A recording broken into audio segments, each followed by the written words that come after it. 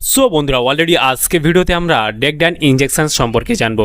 ডেকডান ইনজেকশনের মূলত কাজ কি কি সমস্যায় ব্যবহার করা হয়ে থাকে, এর দাম কত থেকে পারচেস করবেন, সঠিক ব্যবহার বিধি কী রয়েছে, বা এই ইনজেকশনটা যারা ব্যবহার করছেন তাদের কি সমস্যা বা সাইড এফেক্ট দেখা দিতে পারে, বা যারা দীর্ঘ মেয়াদি এটা ইউজ করবে তাদের কি মারাত্মক সমস্যা হতে পারে, সেই সম্পর্কে আজকে এই ভিডিওতে ইন ডিটেলস আলোচনা করব। সেই জন্য ভিডিওটি একটু স্কিপ না করে শেষ পর্যন্ত দেখতে থাকুন। বন্ধুরা অলরেডি আমাদের কাছে রয়েছে ডেকডান ইনজেকশন, যার কম্পোজিশন রয়েছে ডেক্সামেথাসোন সোডিয়াম ফসফেট ইনজেকশন, যেটা আমাদের কাছে রয়েছে 2 ml এর একটি ভায়েল।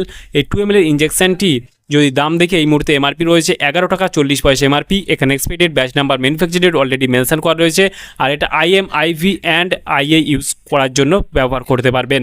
তবে এই ইনজেকশনটি ভারতবর্ষের যে কোনো মেডিকেল স্টোর অথবা অনলাইন থেকে পারচেস করতে পারবেন। তবে ইনজেকশনটি একটা স্টেরয়েড ইনজেকশন, তাই আপনি নিজে কখনোই ইউজ করবেন না। আর ইনজেকশনটার মূলত কাজ কি বা কী সমস্যায় ব্যবহার করা হয়ে থাকে।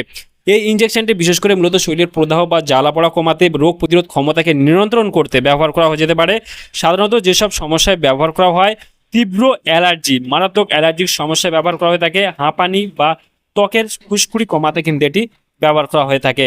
রোগের সমস্যায় ব্যবহার করা থাকে যেমন বাতের ব্যথা, যেটা আর্থারাইটিস, হাড়ের জয়েন্ট প্রদাহ বা ফোলা কমাতে এটি ব্যবহার করা হয়ে থাকে।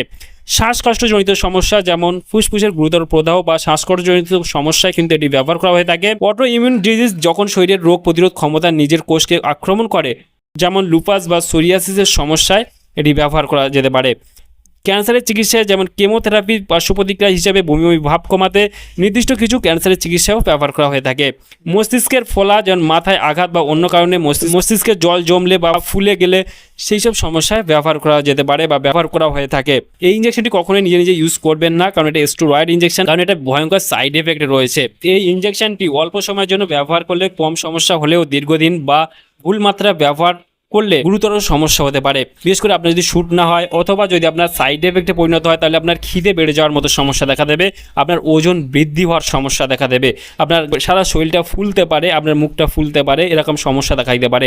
পেটে ব্যথা হতে পারে, গ্যাস্ট্রিকের সমস্যা, মেজাজ খিটখিটে অথবা মেজাজ পরিবর্তন হওয়ার মতো সমস্যা, অস্থিরতার সমস্যা দেখা দিতে পারে। ঘুমের সমস্যা হতে পারে, যেমন আপনার ঘুম বেশি হতে পারে অথবা আপনার ঘুম না হতে পারে, মানে কম হতে পারে, এরকম সমস্যা দেখা দিতে পারে। বিশেষ করে যারা দীর্ঘমেয়াদী ব্যবহার করছে তাদের ক্ষেত্রে এই ঝুঁকিটা একটু বেশি, কারণ রক্তে শর্করার মাত্রা বাড়িয়ে দেয় এবং ডায়াবেটিসের ঝুঁকিকে অত্যন্ত বাড়িয়ে দিতে পারে।